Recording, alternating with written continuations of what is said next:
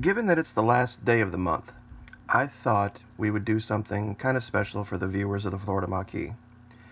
Now, some of you have noticed that over the past few weeks, I have been posting some polls in the community tab on my Facebook page. I thought this would be a good idea for a couple of reasons.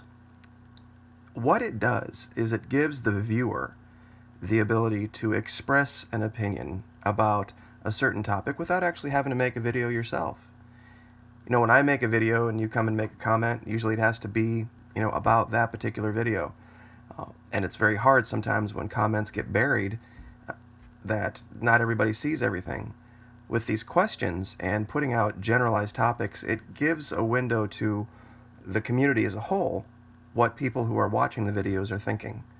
So I thought I would just spend a day going over these few questions and making some commentary about some things that I've noticed. And at the end, I'm going to try to reveal something to you about classical conservatism versus liberalism that might shock you. So we will start down at the very beginning. We started with an easy one 2 weeks ago. Right down here at the bottom, it says, is the United States Navy telling the truth about the USS Fitzgerald incident? 90% to 10% no. Most of you believe that there is something up with the story. And there are 28 comments here ranging all over the place, but even those of you that said yes, our servicemen are inept, those people are pretty much just anti-military to begin with. Number 2, is the MSM telling the whole truth about the situation in Venezuela? Now, this is something that I think, had I not covered the situation thoroughly and in depth like we did, this number might not be nearly as lopsided as it was. 94% of you said, no, I believe sovereign states should be respective. Only 6% of you said, yes, I trust Washington, D.C. to decide what's best always. And to me, that's very humbling, and I appreciate my audience understanding what the real situation is. Number 3, should the U.S. hold Colombia to the same standard as Venezuela? Well, 87% of you said yes. That enriching one nation, meaning giving almost $500 million to Colombia every year, and watching them devolve into paramilitary wars and drug dealing and child trafficking, while next door, not really seeing very much of that, but attacking that country for being quote-unquote socialist, seems hypocritical. And this was reflected in the audience. Yes, enriching one nation at the expense of its neighbor is wrong. Number 4, given the allegations of millions of illegals voting in its last election cycle, and the fact that the USA uses an electoral college system in lieu of a popular vote, does the United States have any moral or ethical standing to judge the Venezuelan election results tomorrow? This was a little bit more of a loaded question, because down there they elect president straight up popular vote. No electoral college, no electoral college meeting or anything like that. And 95% of you said no, that it really wasn't our business. It was up to the people of Venezuela, and the U.S. should keep its nose out of it. Now, here's where I start to delve into some hypothetical questions. And these were meant to give a specific scenario to see how my audience would react in that scenario. These are, of course, not real. They're just ifs. At the UN Peace Through Clarity Conference of 2020, US President Hogg, I thought that would be kind of funny, but signs on to a declaration allowing anyone with a forehead-visible microchip implant to legally purchase unlimited firearms and ammunition. A secondary chip in the right hand allows for concealed carry. What do you do? See, I thought this was going to be a tough one for you guys. I really did, because so many of you are so intent on the idea that you're guaranteed a right to a gun, and the Constitution does say that. But strangely enough, only 6% of you said that if there was an option where you could do something that would give you unlimited access to firearms or ammunition and the ability to conceal carry, that you would not do that. You would not allow yourself to be microchipped in order to carry a weapon. So that was interesting. That was actually a shocker for me. Another hypothetical, the U.S. stock market plunges 70% in 2022 after Secretary General Obama declares the USA a state sponsor of terrorism based on its support for Israel. Gas is over $15 a gallon, store shelves are empty, society has broken down. Latin America, however, is unaffected and jobs are plentiful. What I was hoping would be read in here, and I didn't want to make the question too wordy, was that Latin America had decided to not remain nationalistic, and it decided to become part of the global community and be more globalist than the U.S. had. And that's what had caused the U.S. stock market to plunge. That's why I said Latin America, however, is unaffected. This was a little bit closer. 62% of you, though, said that you would stay here regardless of the trials and the tribulations and tried to hope for things to turn around, whereas 38% of you said you would move out of the United States.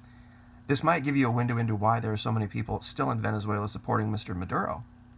Because, their country fell apart, and you see a lot of them, the vast majority of them, staying put. Your SHTF, this stands for Shit Hits the Fan, survival group leader, wants to trade stored antibiotics for a new high-powered rifle and ammunition. No one is currently sick in your group, but not everyone has a personal weapon. What do you do? This was also somewhat of a surprise for me.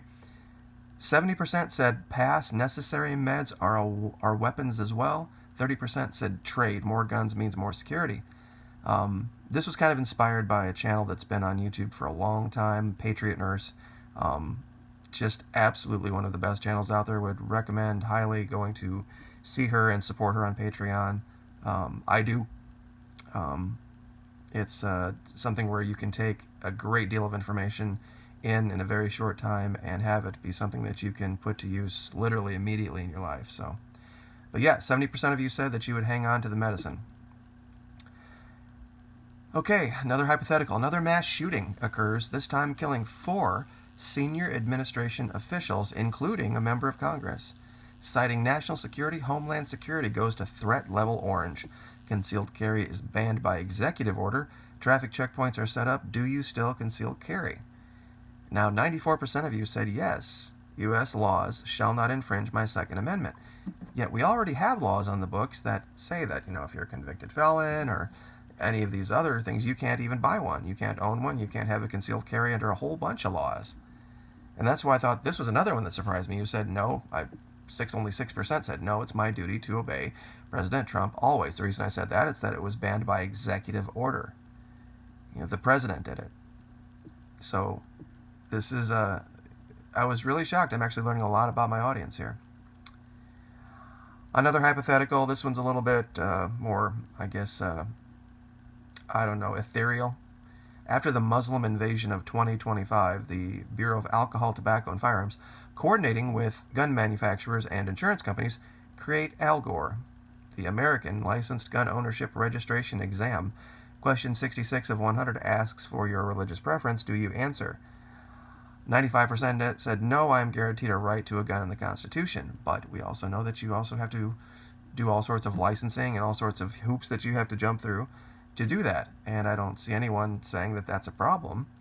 But if they would do this particular thing, that would be. It's a very strange dichotomy here. Only 5% of you said yes, even after the issues that have been uncovered with the Muslim Brotherhood and with Hamas, that religious affiliation is an important safety consideration. In 2030, body armor tech advances have resulted in a lightweight, flexible material virtually impervious to any round fired from commercially available weapons. Military and law enforcement personnel are required to use it. Fearing criminal use, however, civilians are banned from owning it. Does this violate the Second Amendment? 87% said yes, even though this is not any kind of a gun or a rifle or offensive weapon. It's only a piece of body armor, that this body armor would be something that would be protected under the Second Amendment, under arms. 87% of you thought that. There's ammunition out there that it's illegal to own, that only the police can have, and I've never really heard very many people talk about that and say, this is unconstitutional. They shouldn't have ammunition that's only available for the police, but not for us. A little bit of a turn here. We're talking about oil now. Should oil drilled in the United States by private U.S. big oil companies go to fill the demand of the citizens of the United States, regardless of profit, before being exported to other countries. This was a huge shocker for me. This one and the next question are tied. 88% of you said that, yes, U.S. energy independence is a matter of national security, and that outranks profit. Only 12% of you said, no, government cannot interfere in private oil business profit choices. What a lot of people don't understand is that when we talk about U.S. oil, there really is no such thing as U.S. oil. There are U.S. companies and businesses that drill for oil. But when you talk about the OPEC nations like Ecuador and Saudi Arabia and the UAE and all these, their government controls their oil. It's a government activity. Here we don't have that at all. It's all private business. And the U.S. hasn't nationalized any of it. We have a strategic reserve, but that's not something where we're getting involved in the actual day-to-day operations. So this one and the next question as well. A major world financial event leaves the U.S. economy on the verge of total collapse. To quell fears and calm the public, the U.S. immediately nationalizes all private oil companies and sets a flat federal price for gasoline. Citizens are allowed 15 gallons a week, and purchase requires a photo ID, thumbprint, and proof of citizenship. Is this legal? A little bit closer, but 67% of you said yes, U.S. oil belongs to U.S. citizens only. America first, MAGA. This would fall right in line with what Mr. Maduro was doing. He saw a problem in his country, and he took the oil the oil that was underneath the Venezuelan country and kept it for the Venezuelan people and used it for their profit and their benefit against the wishes of big oil companies and their profits. Only 33% of you said no, big oil gets Fifth Amendment due process before being deprived of property, per se. So, very strange. In 2015, President Barack Hussein Obama signed an executive order sanctioning the president of Venezuela, Nicolas Maduro, describing him as an extraordinary and unusual threat. In 2017 and 18, the current administration agreed with President Obama and doubled down on the Obama-era policy. Is this good news? Now, I did this so that I used the word Obama 3 times in here so you could get the idea that this was something that was started under the last administration. 88% of you realized, oh my goodness, the current president agreeing with the last president is not a good thing. Imagine that. All right, we're almost here to the end. Collapse of 2021, a hypothetical, turns the U.S. from 50 states into 7 districts. From what was formerly Tennessee south to Pensacola, government forces are heavily outnumbered, outgunned. The area is governed by a regional paramilitary force known as Liquid Obsidian. Rumors circulate it has been using meth and marijuana sales to finance operations. You, being a combat veteran, are approached and recruited for a senior position. 84% of you said that you would pass, that you would not get involved with a private paramilitary that was financing itself through the drug trade, even though they were fighting against a federal government entity attempting to take control of a region. So that's interesting. That's something that I hope no one ever has to face, but the disparity here was really telling. This one was kind of an easy one. Memorial Day is for honoring servicemen and women who have given their lives defending the greatest nation on earth from our enemies. How will you honor their sacrifice? 92% of you, of course, said solemn respect, dignity, and thoughtful remembrances for the fallen. Now, this was one where I actually kind of made a mistake, where I should have said this was hypothetical because the way I worded it, people thought it actually happened. This talks about the USS Arleigh Burke, targeted and sunk by a Chinese Silkworm missile. The Arleigh Burke strayed into Chinese territorial waters during a nighttime freedom of navigation operation. The Chinese attempted to warn the Arleigh Burke 3 times on bridge-to-bridge radio, but the watchstanders, being cross-decked from the USS Higgins, all hypothetical here, had only a limited understanding of the communications and navigation systems. Is the U.S. justified in armed retaliation? Well, this mimics what happened in real life. We had an instance where, in this particular case, they only sailed out in front of commercial cargo vessels, but this very well could have caused another problem if they really didn't have a grasp, the sailors aboard these destroyers, of how to control and manage and use their vessel. 61% of you said no, the U.S. Navy should take responsibility for this fatal mistake. But almost 40% of you said yes, we should immediately target and sink the nearest Chinese naval vessel, even though clearly we state here that the Chinese attempted to warn off an armed warship from another country that entered its territory and did not respond. I would have to understand, what if a Russian warship came into U.S. territorial waters and did not answer and just kept sailing right toward our shore? I think we would probably react the same way. Here's another one, hypothetical, but it talks about immigration. You find out a coworker you have known for years is in this country illegally. Reporting this person would mean immediate deportation, and the business you both work for would be heavily fined by the government for employing them. It's been a slim year at work, and everyone is hoping for a bonus for Christmas. Reporting them would destroy that possibility. What do you do? Now, I kind of threw a monkey wrench in the works here for you, and I said one answer was report, send them back to Sweden immediately, rule of law always. 43% said ignore, why should my coworkers suffer for my employer's mistake? I don't know if a lot of you even read this, because this wasn't, I think the assumption was made, of course, that the illegal would be from someplace in Latin America. But people can be in this country illegally from all sorts of places in the world. I have to wonder if maybe there would be a bigger disparity here if this said send them back to Nicaragua, or if this said send them back to, El Salvador. But it was very close, 57-43 on this. Last question. President Maduro of Venezuela felt his country was in a bad deal with U.S. big oil companies. To ensure the well-being of his country, he pulled out of the deal. International courts ordered Venezuelan assets seized. These are all facts. Donald Trump also pulled out of a deal his country made with Iran because he felt it was not in the best interest of his country as well. Should international courts get involved? Well, remember, it was Chavez that made that deal with the big oil companies. And so Maduro takes over and thinks, this is a bad deal, and so he's going to change the terms. And we've seen this with our president as well. A president he didn't agree with got into a deal he thought was bad, and he changed the terms. And if you don't think there's a financial interest in it, believe me, there is. We're talking about financial sanctions on Iran. And there are places over in Europe that are having to scramble and make all sorts of changes because of us pulling out of this deal. And there is no allegation that Iran did anything to violate the deal at all. People talk about, well, it didn't enter it with good faith. That's subjective. There's no actual evidence Iran did anything wrong. And even the president alluded to that he talked about the spirit of the agreement. But I digress. 85% of you, though, said no.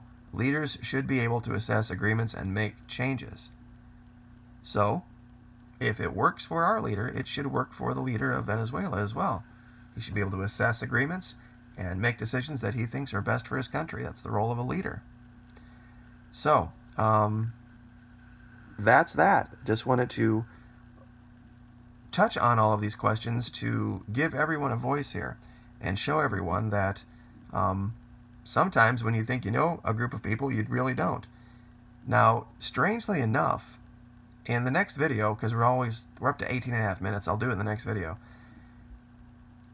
A lot of the things that were expressed here, the belief systems, I've said in multiple videos, there's a difference between conservative and liberal in South America, or left and right in South America versus left and right up here. Based on what I've seen here, most of the people that would call themselves conservatives in America would be labeled as leftists and liberals in South America, believe it or not. But like I said, at 19 minutes, we're not going to get into that now. But next video, I promise it will be the first thing right out of the gate. So, thank you so much, everyone, for your support. I very much appreciate it.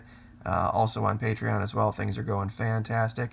It's allowed me to actually take some of the contribution and use that to support channels that were silenced on YouTube. I've taken some of the money that has been donated and used it to support 3 channels specifically that got completely demonetized on YouTube.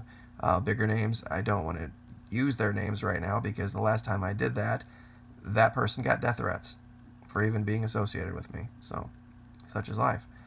But just know that I am doing my part to help those who have been a victim of the demonetization paradigm. So, like, share, subscribe. You guys have a great week, and we will see you next time. Thank you.